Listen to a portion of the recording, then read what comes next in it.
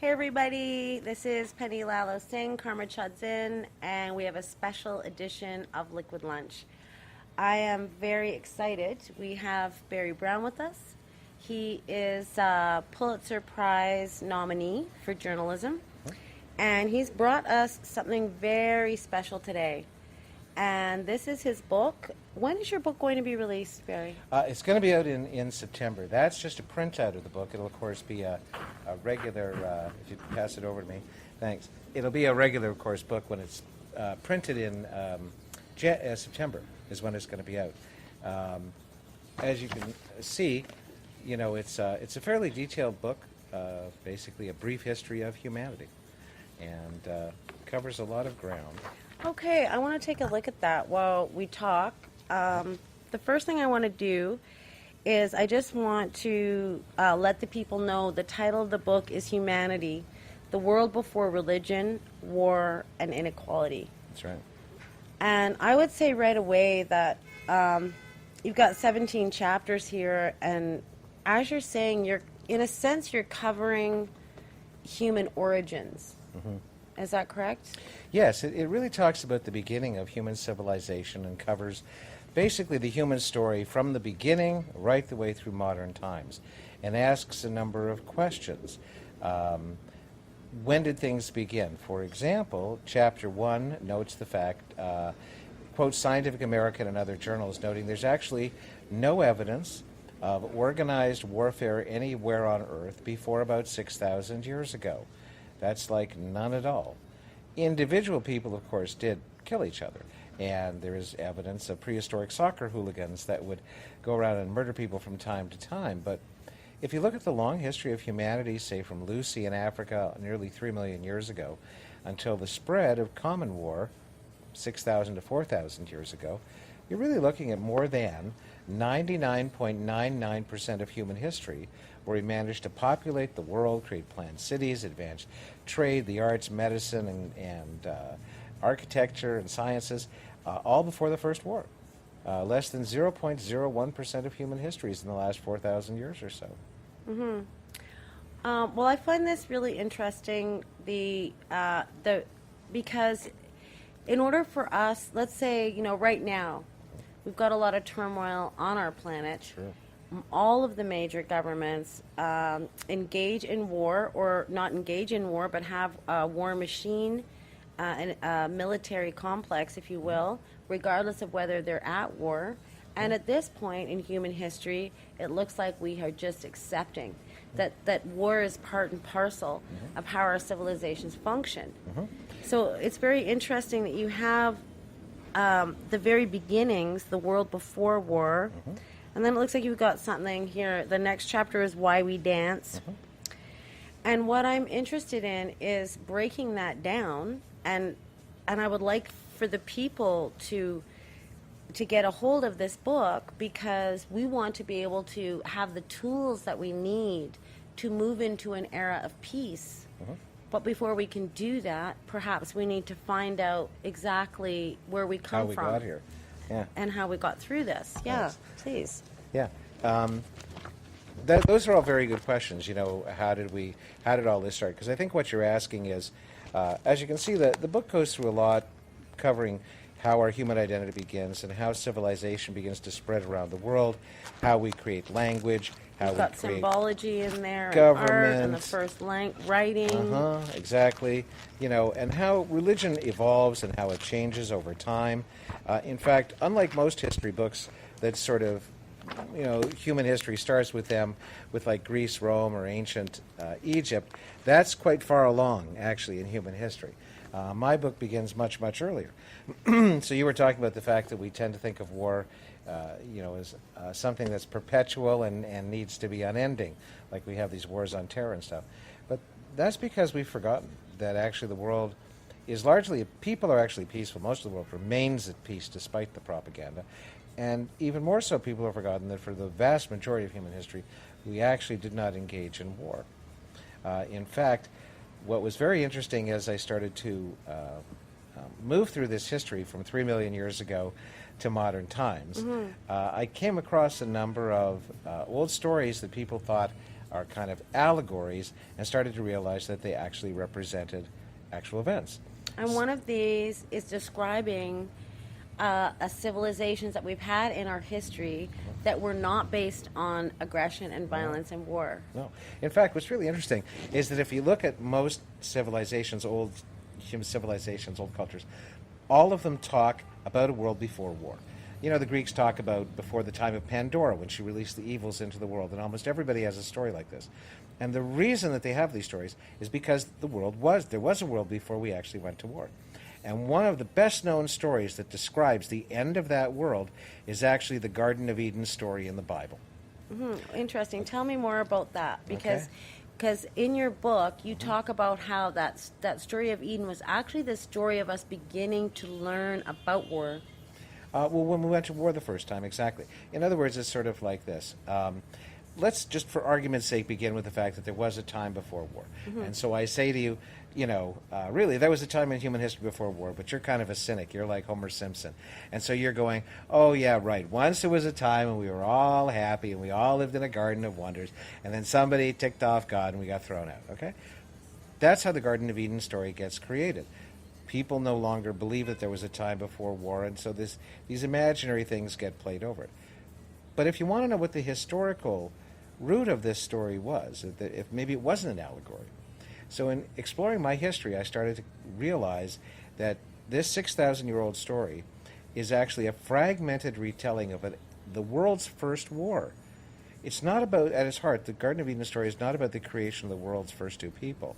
It's about the end of the world's first human civilization that is called the Age of Knowledge, and is destroyed by what is known as the Kirk Chaitra War that happens in India about 6,000 years ago.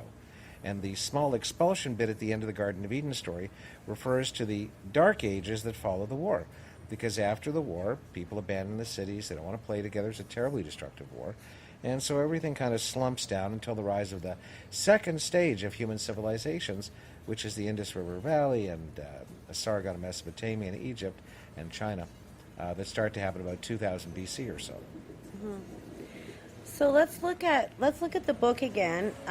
Again, we're looking at humanity, the world before religion, war, and inequality. And I just want to ask you about that part of history. Let's go down to chapter 9, war, religion, and the new world. So what did we need this for? Why did we bring this into... I mean, I know that I have an answer, and my answer would be control of people. So how did that happen? Well, it's interesting. The first war, aggressive war, is driven by the same thing that drives all aggressive wars, greed. And as you quite rightly say, control, wanting to have power in your hands and not share it. According to the ancient text, there's a Game of Thrones. A royal family is divided. One half of the family no longer wants to share power with the other half and basically says, in order to, I'm not going to give it up without a fight. And that fight becomes the world's first war, where you have something like 4 million men-at-arms go on a battlefield to settle who's going to rule. And in the end, almost everybody killed is dead. They slaughter each other to such a great extent that nobody gets to rule, and the old civilization falls and crumbles. And well, I have another question. As much as we as humanity have been organized into religions, as much as it is that we have been organized as workers, as much as it is that we have been severely enslaved, with chains, just to that point, it looks to me like there is a will within us that completely contradicts that. So how is it that the domination and the control, is it do you think it's going to run out of steam simply by observing that regardless of how many times we go through this war process, or how many times we go, at the end of it we're still uncontrollable? Well, I don't necessarily think that's true. I think we actually have a lot of reason to be hopeful. People are not, by and large, violent or greedy, actually. They need to be encouraged towards that. And if you do encouragement, marginal people will become psychopathically murderous and psychopathically greedy. But for most part, it's not true. I often give the example that, if people were naturally inclined to violence and killing others, and you put them in a place where there were more guns than people and ran constantly media around them telling them the solution to all problems is to kill something, then there would be nobody left alive in the United States, because they have more weapons than people.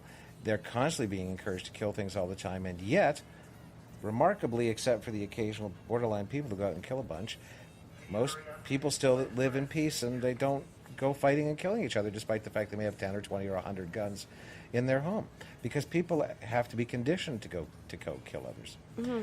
We're not actually like that. In fact, if you go back to the very beginning, because part of the problem is what we've been taught, because what you're talking about is what most people are taught. They're taught constantly, yes, people are violent, we can try and mitigate things if only we have systems to try and solve the problems. But this is actually a total misunderstanding. If it required systems, we would never have built civilization, because when human beings set out, we didn't have systems. When human beings first began to leave Africa, we didn't have technologies, we didn't have religions, we had no philosophy, we had no politics. What is the secret of human success? The secret of human success is that we like to party.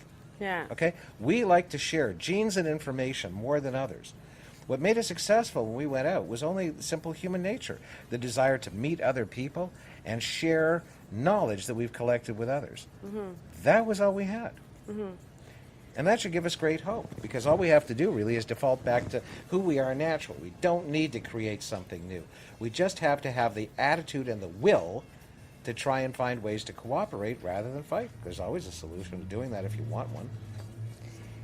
Okay. So let's get to that topic. So your last, one of your last chapters, chapter 16, is the end of today and the utopia of tomorrow. So how do we do that? How do we get back to peace? How do we teach the culture of sharing, or the culture of giving, or the culture of nonviolence at this point? Well, again, what is this chapter about? Okay. Well, I take a little bit of issue with your premise that it needs to be taught. My contention is you don't need to teach it, you just need to encourage it. People are naturally peaceful. In fact, when you think about it, okay, human beings only have three kinds of relationships. You and I can only have one of three relationships. We can be friends, we can be neutrals, or we can be enemies. Now, with either of those three things, you're going to find the evidence. So if early human beings were enemies, you would see war weapons among the prehistoric tools. There aren't any. They're hunting tools, but no war weapons. You would see walled villages, defensive walls around villages and cities. In fact, you don't see any defensive walls around any villages till maybe 4,000 to 5,000 years ago. And again, remembering humanity starts maybe 2 to 3 million years ago, or earlier, depending on what you want to call it. Okay.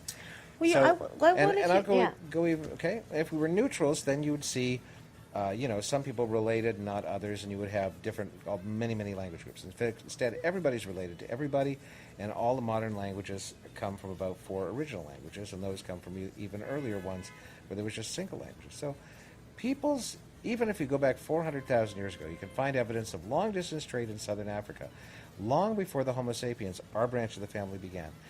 We're doing trade.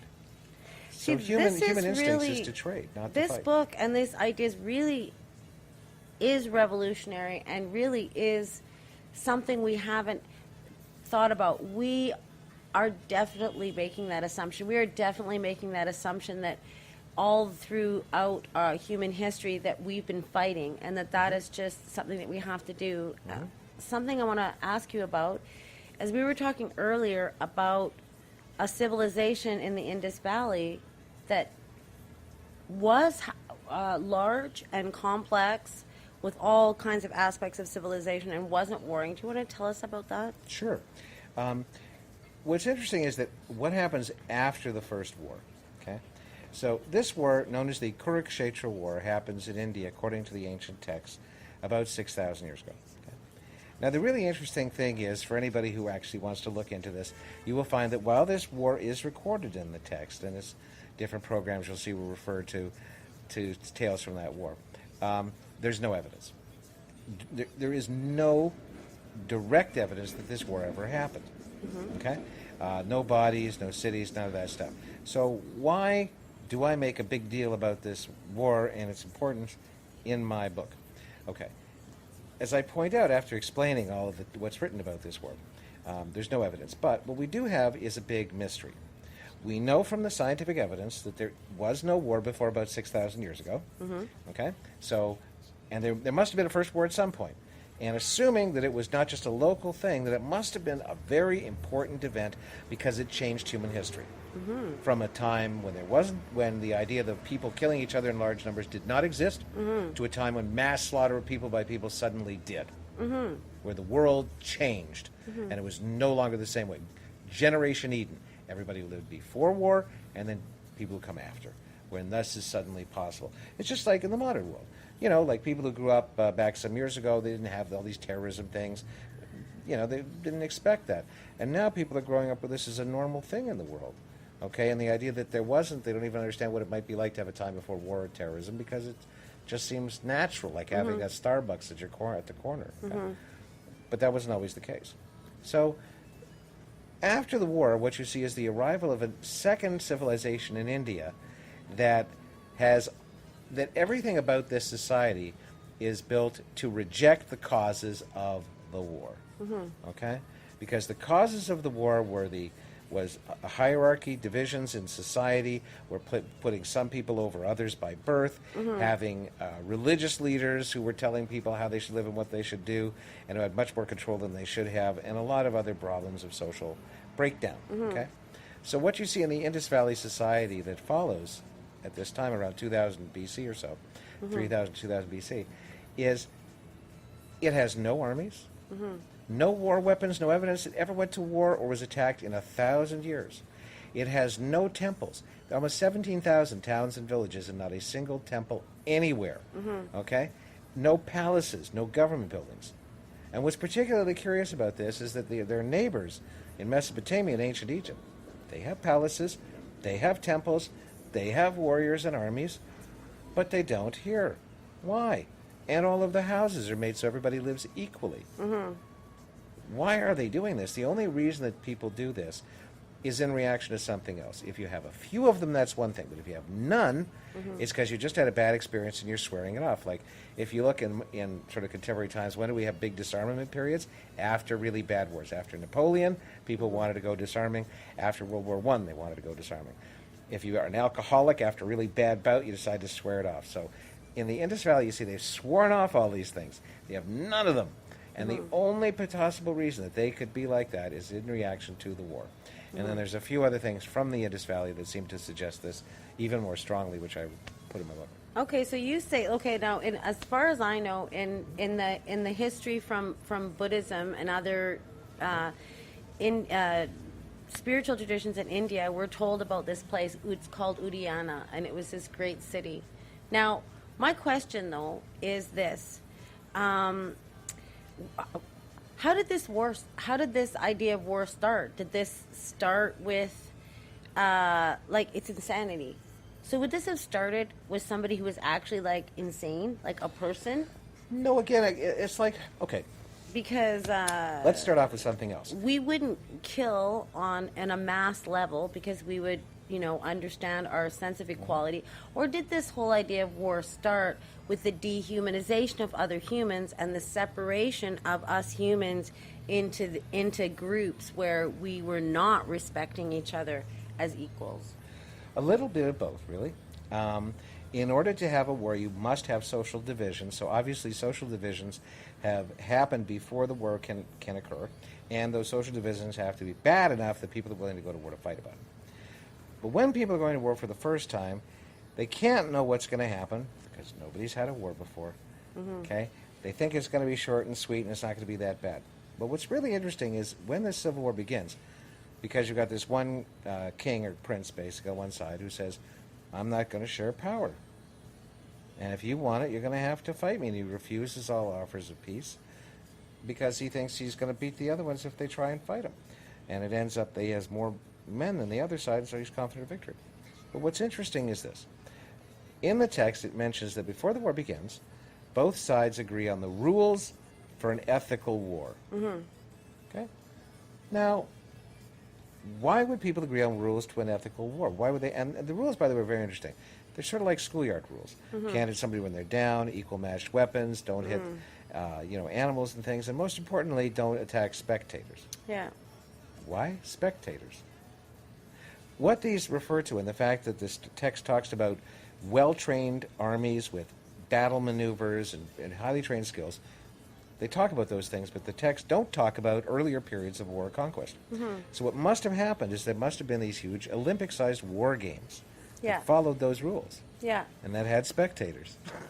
Okay? Yeah. And so initially when they go to war, you've got all these people who are used to fighting war games where occasionally somebody gets killed, but that's not the idea. They just surrender at some point. Yeah. Right? So they're all expecting something like that. And what happens is mass slaughter. 24 hours a day, it finally degenerates into just killing and killing and killing until after 18 days, 4 million men are dead. Yeah. With just using ordinary weapons.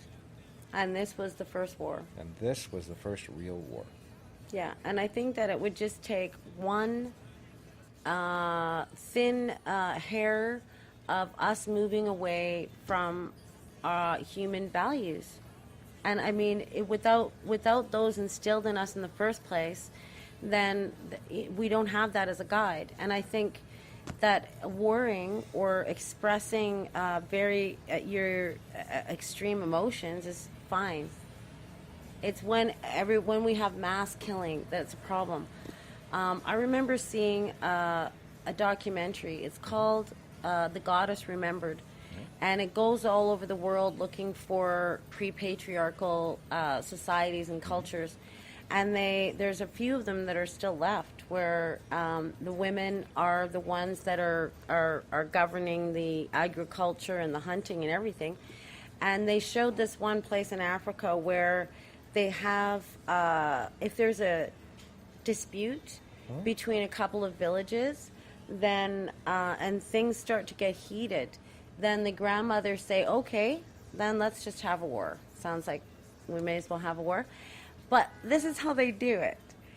The African men, one sits on the other one's shoulders, and they get all dressed up in all these feathers, and it's all very elaborate. And the ones on top have sharpened metal, that could scratch on the end of their fingers.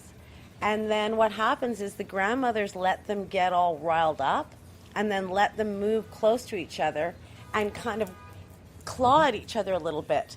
And then as soon as it becomes whatever, then these little grandmothers with sticks kind of put them back, and they all go back. And then they're done. And you see, the thing is that the energy of conflict can lead to solutions.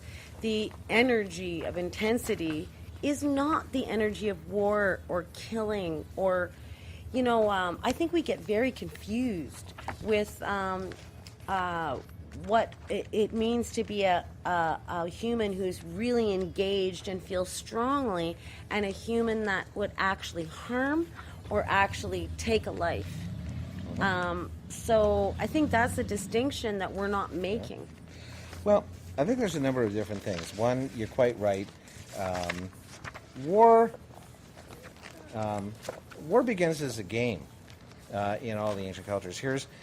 You may have seen the movie Drumline. Okay, so there was a movie about Drumline, which is about drummers in universities, American universities. This is a drumline actually in Africa. And a lot of times, yes, the ancient cultures would do that, just like in the movie and in the real life. The war would be between you drumming on the other person. It would be done for symbolic things, because it was a game. It wasn't meant to kill. It was just meant to establish whatever you had. In fact, the word competition, a lot of times today, people think that it's unrealistic to think that you can't be competitive in the world because people are competitive by nature. Yes, we are, but it depends on how you think of competition. The original meaning of the word competition does not mean I'm going to poke your eyes out in order to get ahead. The word competition comes from the root in Latin competere, which means to work together, to come together. All right, Probably so competition, to learn how to complement. Well, no, it means to come together, to work together. Yeah. So competition is like together we're competing with each other to improve things overall, not against each other. We're improving for the general health of contributing each of what we have. I find it very inspiring. And, well, that's what the original word comes from, and that's what the original, you talk about human culture. Okay, so where does human culture as we know it, our understanding of it, really begin? Okay? So the human identity can really be traced back to about 100,000 years ago when Homo sapiens first leave Africa. We know that around this time we start to form larger groups, share more information with others, and begin to populate the world. But if you ask the question, why, what changes 100,000 years ago, most people, they haven't got a reason yet. Yeah. My book offers a reason. And the reason I suggest the change that happens is that we start to have balance. What changes in the human body in evolution between 100,000 years ago and earlier is that we get good balance like we have today, which is the system behind the ear that orients us, our place in the world, and tells our brain where we are. Why is this important? Why does the fact that we have a good sense of balance, and our earlier ancestors like Neanderthal, who came before us and died out, why is that important, and how did that help us survive? And more importantly, how did that make us human in the way we think of it today? Okay, our ancestors, Neanderthals, didn't have good balance, so they kind of all looked like square bob sponge pants, you know, or Yeah. okay, because the mass distribution, they had to be Yeah. short and stocky to make sure they didn't fall over. Yeah. But with us, we have a good balance. So now, when I say to you today, center yourself or balance yourself, our ancestors wouldn't think of that because they didn't have a center that moved with them. All of a sudden, each of us have this own individual center that moves around with us. So now this sense of individuality that's so important to the modern human identity begins to emerge that didn't exist before. In addition to having balance individual, it means now we can go out in the world anywhere we want. Neanderthal and others had to be risk averse because they didn't have good balance. So they settled parts of the world, but not all of it. With us, if we want to swing on a vine like Tarzan, we want to crawl up, climb up on a tree and jump across, we can do that, jump on a log and We paddle don't have across to be the ocean. risk adverse. No, because we can adjust our balance with us. So freedom and individuality, the two key components of human identity, come about because we have balance. And socially, this becomes expressed with the idea of sharing stuff, building larger communities, sharing more things with more people, constructing things, because balance becomes the highest value in human culture. And so it's constantly expressed, the scales of justice, balance in society, balance of this and that. And the reason that this becomes such a central theme in human civilization is because we gained physical balance, really good physical balance, about 100,000 years ago. Wow. Well, this brings up another contributor to war, and that is scarcity and the idea that there isn't enough. And I'm just wondering, where did we ever come up with that? On a planet that is constantly producing food, it is constantly in a state of bounty, and it's constantly in a state of giving. And I'm wondering, how did we decide, and when did we decide that there wasn't enough? And to this very day, we are still doing it. I don't believe that population control is something that we need to do to keep ourselves in balance with the planet. I'm quite certain that the planet is producing enough food for everyone, and that it is simply a matter of distribution. So how are we going to get to that place where, see, I'm very interested in how, in like today, bringing it up to date, this whole history, how do we examine these elements that brought us into war, and how do we look at things like scarcity or inequality or all of that, so that we can clear this and stop believing that war is part of our human culture, when I believe that your book is here to prove that that is not true. Absolutely. And yeah, as well as the book coming out in September, I'm going to be doing some speaking engagements, and we're also going to be fundraising to create a documentary series. So anybody who's watching this who's interested in getting in touch with me through the information on the screen and follow up with this. But going back to your question, they're very good questions. I think it was Mahatma Gandhi who said, there's enough here for people's needs, just not for their greeds. And I really think there's not a big magical solution to the problem. The solution is simply a change of attitude. You know, we look like here in Toronto, so I walk along the street, as I'm sure you do, and you see sometimes hungry, homeless people asking for spare change. And 99 out of 100 people or more walk by, don't even look at them, treat them like they don't even exist. May as well be rubbish on the street, banana peel. Okay? And most of these people have money, or at least enough to spare. If they wanted to, they could give a little something. Now, I try to, when I can, give something. I can't give to everybody, obviously, but as a matter of course, I do it. Because I think it's important that I share what I have with others and not think of only of myself. And I think that's basically the scene in the world. You know, if we come to the point where we realize that it's important to be friendly to other people and show respect, mutual respect. And that means everybody. It's not just about respect where you think that, oh, I'm enlightened, but I'll deferentially not treat you as badly as I think you are because you're ignorant, like because you believe in certain things that I don't. And that goes on both sides. So you have, And that's for example, kind of a move from tribalism to the nuclear family, isn't it? Well, I wouldn't even put Because- it that way because it crosses all stripes and all organizations.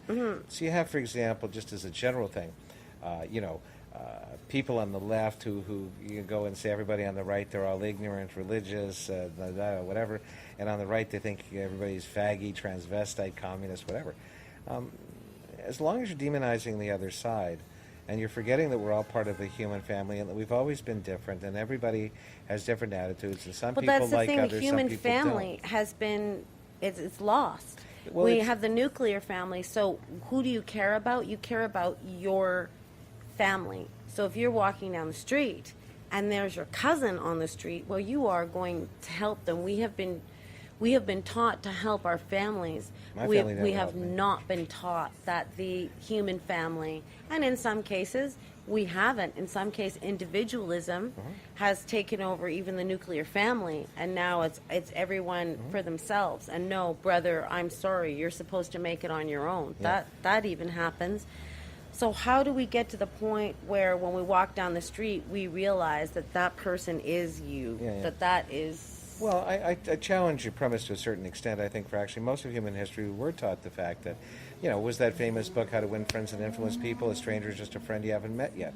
In fact, the word stranger and visitor root from the word that also means guest and friend and stuff like that.